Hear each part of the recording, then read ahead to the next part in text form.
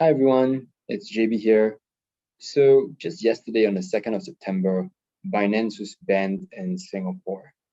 And to be honest, it's not that surprising given the amount of flack that Binance has been getting across different countries such as UK, Hong Kong, both of which Singapore looks to as reference jurisdictions, especially in the financial space.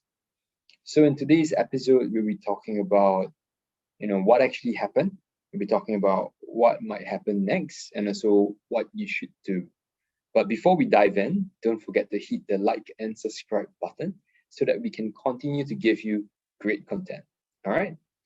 What happened to Binance? First of all, there are two entities that you need to take note of, Binance.com and also Binance.sg.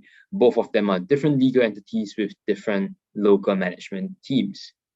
The former, Binance.com, is the one that has been getting a lot of flack from MAS. And according to MAS, Binance is in breach of the Payment Service Act and needs to cease providing payment services to Singapore residents. Well, this is also kind of expected because if you read the Payment Services Act, it actually has a lot of anti-money laundering requirements. Which basically means that payment service providers need to check whether their customers are laundering money or if there are suspicious transactions to finance terrorism, for example.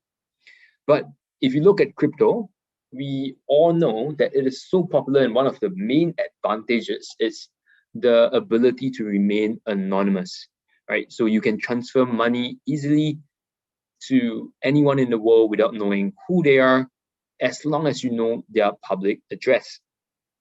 And whereas in traditional finance, banks that are regulated by the MAS have to do multiple checks for each international transfer and also customer, right? Such as KYC, AML, CTF, and this explains why it takes so much time and money to transfer money in and out of Singapore internationally. So what MAS also did is that they put Binance.com on the investor alert list to warn Singaporeans that Binance.com is not the same as Binance.sg. Binance.com is not regulated by the MAS, whereas Binance.sg is. And this makes sense because Singaporeans might think that Binance.com is currently regulated by the MAS and might have more confidence in the entity itself. So what can you expect in the near future? All right, so if you ask me, nothing terrible will happen for two main reasons. So number one, Singapore's crypto-friendly stance, right? Singapore has traditionally been a very business-friendly country. And more recently, it has adopted a welcoming stance to the crypto sector. If you look at state-backed funds like Temasek, GIC, they have been pouring hundreds of millions of dollars into crypto assets, crypto investments. If you look at licenses that are given out as well, many of them given out to crypto businesses and crypto exchanges like CoinHako, Gemini, for example. And as a result, some of the crypto community have dubbed Singapore very business friendly, the next crypto valley. You see founders like Vitalik, founder of Ethereum, Chang Kong, founder of Binance, also moving to Singapore. So that's the first reason. Second reason, if you look at jurisdictions that have taken action against Binance, nothing terrible really happened actually. UK residents are not able to withdraw and deposit pounds, but they can still conduct business on it, right? They can either transfer USD from other wallets into Binance. They can transfer pounds as well. They just cannot pay and withdraw pounds directly from Binance into their UK bank account.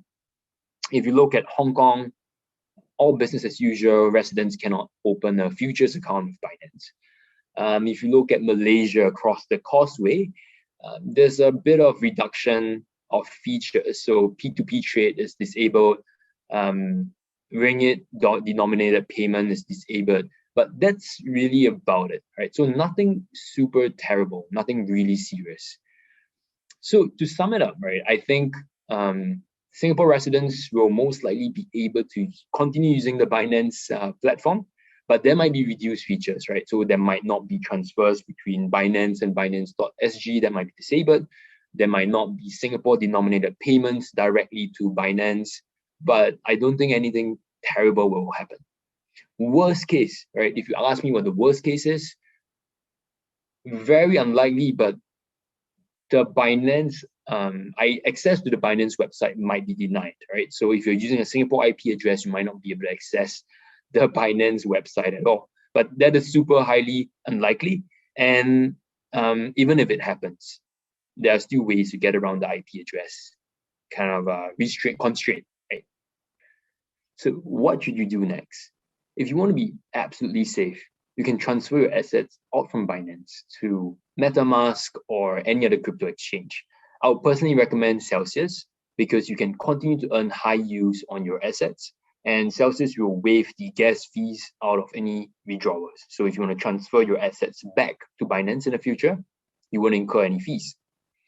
But to be honest, if you ask me, I don't see any big risk in continuing to use Binance. So don't worry. All right. And I think that's all for today's episode. If you really enjoyed this video, don't forget to like and subscribe so we can give you more great content. And we hope to see you around. Thanks.